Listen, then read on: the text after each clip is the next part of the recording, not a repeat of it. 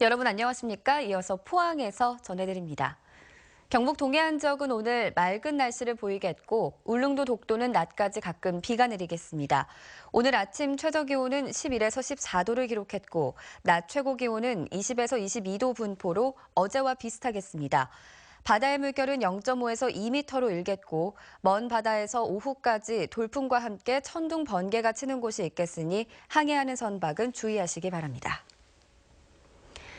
이번 지진으로 경주에서는 100억 원에 가까운 재산 피해가 발생했습니다. 지역 관광업계도 관광객이 절반이나 줄어드는 후폭풍이 이어지면서 정부 차원의 적극적인 지원책이 절실합니다. 김형일 기자가 보도합니다. 이번 지진으로 인한 경주 지역 피해는 5,100여 건에 이릅니다. 92억여 원의 재산 피해가 발생해 특별 재난 지역으로 선포됐지만 공공시설의 복구는 내년 하반기에야 완료될 것으로 예상됩니다. 58건의 문화재 피해는 응급 복구만 마쳤을 뿐 항구 복구 작업은 시작조차 못했습니다. 관광업계는 상황이 더욱 심각합니다. 예약 취소가 줄을 이으면서 지난달 관광객 수는 57만여 명으로 평년 같은 달에 비해 절반 가까이나 줄어들었습니다. 관광업계는 지진으로 인한 부정적인 이미지가 줄어들길 바라며 주요 공공기관 단체나 기업체들의 대규모 행사 유치에 적극 나서고 있습니다. 공공기관이라든지 기업이라든지 이런 어떤 단체 행사라든지 적극적으로 경주 쪽으로 해서 정상으로 되돌아간 그런 경주의 모습을 경주시도 10월 한 달간 서적지 무료 입장과 숙박업소 최대 50% 할인, 시가지 상가의 할인 행사 등 다양한 자구책을 모색하고 있습니다. 서적지 무료 입장을 하고 숙박업소에서도 최고 50%의 할인 행사를 하는 등 우리 관광객들이 경주를 안전하고 또 안심하고 찾을 수 있도록. 하지만 지난해 메르스 한파에 이어 1년 만에 지진까지 발생하면서 경주 지역 관광업계의 피해 규모는 수백억 원대로 추정되고 있어 정부 차원의 특단의 지원책이 필요한 상황입니다. 관광업계 같은 경우에도 그 수백억대의 그런 정말 오히려 산정할 수 없을 정도의 그런 피해가 지금도 지속되고 있어서 좀 국가적으로 어떤 특단의 대책을 좀 취해야 되는 상황이 아닌가 하는 생각이 듭니다. 지진 여파에서 벗어나 관광도시 경주의 위상을 언제쯤 회복할지 관광업계의 시름이 깊어지고 있습니다. MBC 뉴스 김향일입니다. 현대자동차의 장기 파업에다 삼성전자의 갤럭시 노트 7 생산 중단 사태로 대구 경북적 협력 업체들이 매출 손실 등 큰 타격을 받고 있습니다.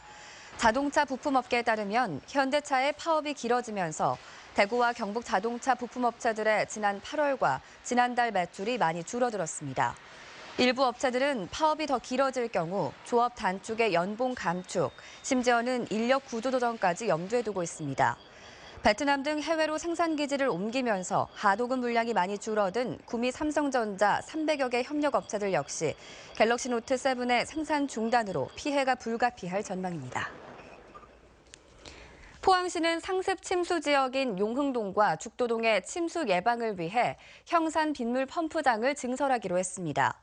포항시는 올해부터 오는 2019년까지 국비 220억 원을 포함해 315억 원을 투입해 포항의료원 쪽에서 나오는 물기를 죽도 펌프장이 아닌 상도동 형산 빗물 펌프장으로 우회시키기로 했습니다.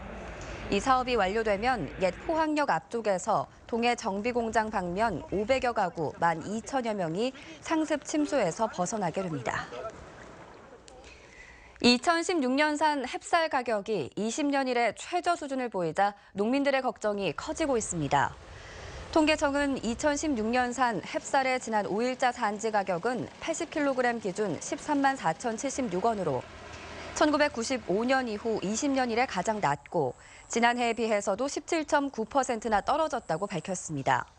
전문가들은 햅쌀 가격이 폭락한 데 대해 4년 연속 풍작에다 쌀 수입 등이 겹친 결과라며 앞으로 햅쌀 가격이 서서히 더 하락할 것으로 분석했습니다. 해양수산부는 스킨스쿠버 등 해양 레저 활동을 하는 과정에서 상태가 불량한 바닷속 인공어초를 발견하면 신고할 수 있도록 수산자원조성시설 신고센터를 운영합니다. 신고사항은 시설물 관리기관에 전달돼 보수 보강 작업을 하게 되며 신고한 사람에게는 소정의 상품을 지급할 예정입니다. 지자체와 해양수산부는 각각 1971년과 2006년부터 연안 어장 등에 인공어초를 설치해 2년에서 4년 주기로 모니터링을 포함한 관리 작업을 하고 있지만 파도나 해류에 파손되거나 매몰되는 경우가 적지 않은 것으로 조사되고 있습니다. 네, 이상으로 포항 MBC 생활뉴스를 마칩니다. 여러분 고맙습니다.